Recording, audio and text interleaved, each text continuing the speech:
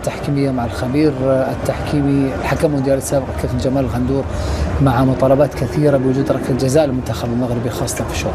كابتن جمال. كل التحية لكم وللسادة المشاهدين. مباراة نصف النهائي الثاني التي جمعت فرنسا مع المغرب وأدارها الحكم المكسيكي سيزار راموس. المباراة الرابعة لهذا الحكم. هناك حالتان في منتهى الأهمية لهما تأثير كبير جدا في نتيجة المباراة، حالتي حدثتا في الشوط الأول.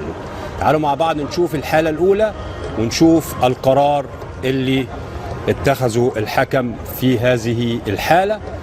نشوف مع بعض الحكم بيحتسب ركلة حرة ضد الفريق المغربي وينذر اللاعب المغربي.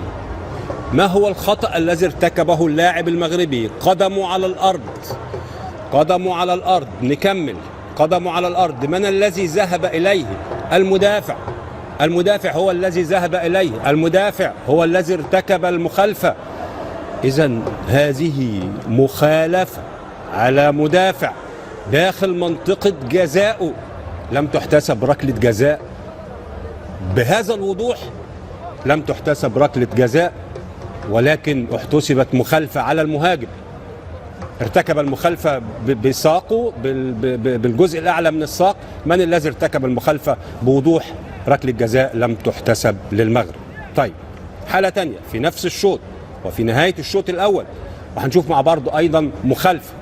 شوف مع بعض ركلة ثابتة وهناك سقوط للاعبين، انتهت باحتساب مخالفة في وسط الملعب واحتجاج كبير من لاعبي الفريق المغربي. نشوف مع بعض المسك من أكتر من مكان، لكن هنركز على اللاعب اللي قدامنا دلوقتي. هما الاثنين في نفس الحيز، ومن طرف واحد، بمعنى انه مفيش لاعب مغربي بيمسك فانيلا. الفانيلا ممسوكة من المدافعين، مدافعي المنتخب الفرنسي. نشوف مع بعض اللاعب رقم 15 من المغرب ممسوك بهذا الشكل، بهذا الشكل، واستمر المسك. خلينا نكمل بقى اللقطة، نكمل اللقطة. استمر المسك واستمر تكتيف اللاعب حتى سقط على الأرض.